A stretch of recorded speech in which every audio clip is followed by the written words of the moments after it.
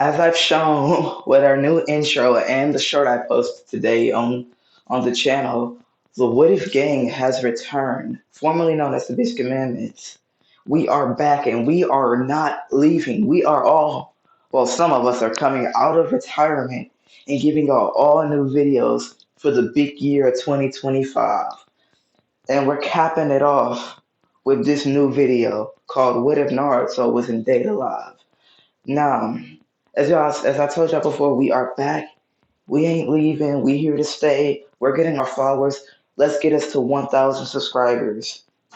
Go ahead and roll that intro, editor. Novinha, safadinha, safadinha. Então vem cá mamar, que eu sei que tu é galinha. Então vem cá mamar, vem cá mamar, vem cá mamar. Okay, so today this would have starts off when Naruto exhausted from his battle with Kaguya, and they're getting ready for the Moon Seal when Sasuke and Naruto, and Sakura get into their like triangle dynamic thing, right?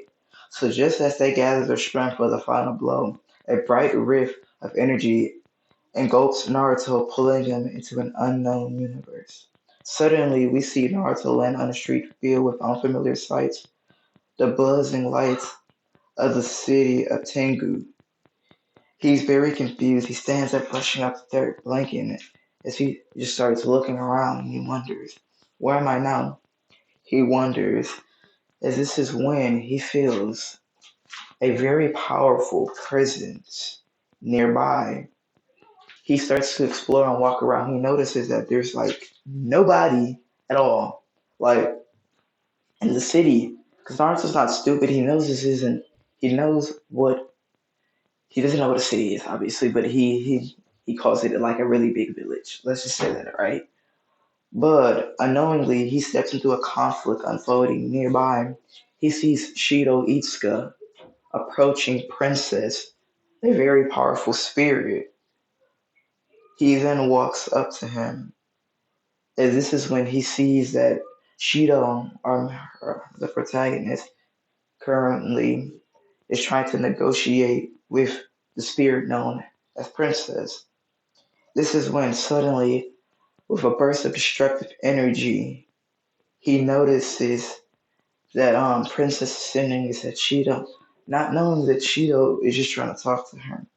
This is when, boom, with a flash of golden chakra, Naruto enters his KCM2 mode to subdue Princess for the moment, preventing her from unleashing any further destruction.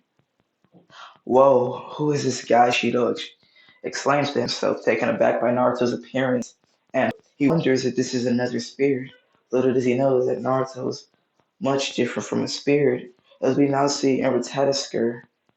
Kotari and Reina is also wondering who this sudden person is, because in their time of studying spirits, they've never met a spirit that has this type of power.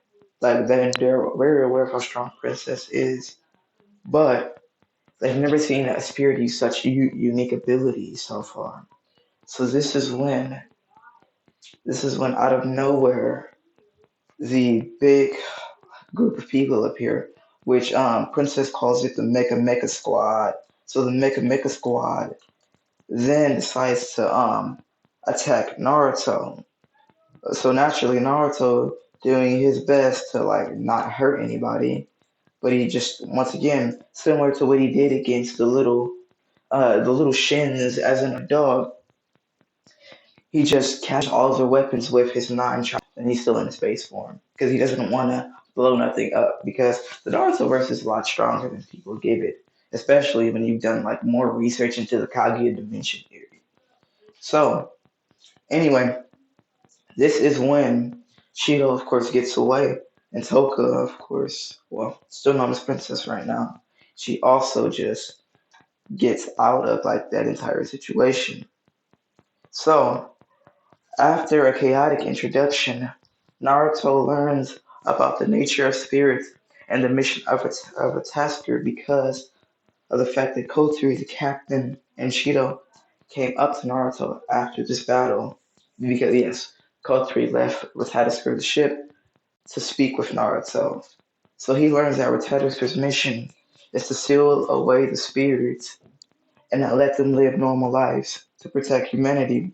He finds it fascinating yet unsettling. After all, he has grappled with similar concepts of power, fear, and acceptance when he was still in his own world. Shido explains his ability by sealing their powers, but his skills are still developing. Naruto is very intrigued by Shido's resolve, obviously. Declares, you're the best to protect everyone, but let's find another way, of course. So, oh yeah, Naruto will gain new abilities in this way, by the way. He won't just have his usual abilities he had, but he will also gain new ones as well, and including the Spirit Kiss. Because I will explain that later. Like because it's a sibling ability, Naruto's like Uzumaki genes and all of that. Like I'm going to explore much more of Naruto's Uzumaki side when it comes to his new powers while he's in this world. That's the best way I can explain it. But after this is when Naruto begins to live with Shido and Kotori because the reason he's doing this is because he has nowhere else to live. But thankfully, the money he luckily had on him and a ceiling and one of his summoning capsules he had, similar to something from Dragon, but they can suck the scrolls to summon things. So Naruto luckily still had his wallet full because of the last missions he ever went on from before the Great Ninja War had started. Luckily, he sees that the currency is the same as when it is in his world, but of course he gets an option to live somewhere nice, which Shido's house is very nice. But yeah, so of course he's gonna stay with them, and with some meddling around, Reina managed to get Naruto into their school. And since this show really isn't about school, we don't really have to worry about what Naruto's grades is looking like. But with the help of Reina tutoring him, he has pretty like average grades because Naruto isn't completely stupid. But we go beside that. Shido goes on his next mission. Shido's next mission is to naturally deal with the current situation of Princess. So Kotori explains the whole thing, which Naruto still identifies that there's a way of handling this instead of just stripping the spirits of their powers. But of course, that's just how this is going to work. Naruto is going to be against this at first, but once he learns what it's really like, he's going to change. So Kotori even tells Naruto to stay behind and to let Shido handle this. But if anything happened, he will let Naruto out of the ship. She will let Naruto out of Retasuke. So Shido and Toku's fate goes as it usually would in the main show, including like the whole like origami like following them around. But of course, origami shoots Shido, which makes Toka, which we obviously learn her name and all of that. Because I did skip past the entire part like where like they were at the school, but like that's just all I had to say was that she still got her name. But so like I said, so we're skipping past that part and we currently go on to when Naruto notices Shido get shot. Same thing with the rest of them, and they notice the big gaping hole in Shido. Naruto says, "Okay, Kotsuri, I think this is about the time I should go down there and help." Which Kotsuri does agree on because Toka's emotional state is everywhere and she could like completely destroy the city. So Naruto, of course, he leaves for Tadaskur and he then begins to power up and he enters his powerful KCM2 form. So when Naruto enters KCM2, he's very prepared because he knows that he doesn't even really need this because how unstable her emotional state is, he can honestly just he can honestly probably hold her down with just his chakra arms, but he's doing this for the safety of what's going on, and he summons his Kurama avatar.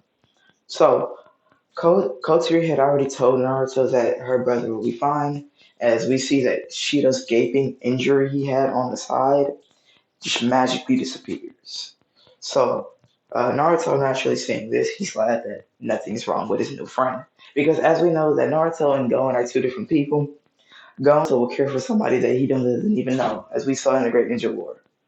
So, of course, Naruto stops Toka long enough while he holds her down long enough to where Shido can get to her and she can see that he's alive. She sees that he's alive. She's happy to see that Shido's alive, and she yeah still kisses him. That's when Naruto sees the spirit kiss in action and knows that maybe what Shido's doing isn't a complete terrible idea. But he also wonders if he can do that, if he can do something similar to that with his sealing abilities.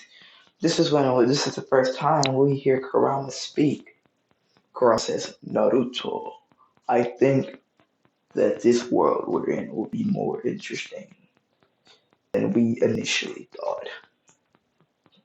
I feel a powerful presence within that so called spirit girl. I think overall we should watch like everything. He just basically just gives Naruto like the maybe we should do more than just what Atadisper tells us. Not do anything like suspicious or weird, but like just make sure like everything goes fine because he's gonna be the one they're gonna eventually come after. Because even though it's weird, they think that they're also gonna have to seal Naruto's powers away because they still think Naruto's a spirit, and he just lets them think that because if he tried to explain that he came from a world of ninjas, they would think he's crazy. But surprisingly, that wouldn't be too far off with what we'll learn soon, sooner or later, with some of the other characters in Data Live. But anyway, so this is when Toka moves in, and Naruto suggests that they train together to better understand their powers. Excuse me. While Shido is initially he's uncertain, witnessing Naruto's confidence inspires him to let them embrace the challenge. But let's see. Hmm. I think we're gonna end it up here, guys. So if you guys like this first part to What If Naruto was in Date Alive, let me know in the comments by sending a like, a comment. All of that will be cool. I will see you guys in the next one. I love y'all, and I hope y'all enjoyed the first video of our comeback. Much love. The Dark Kage out of here.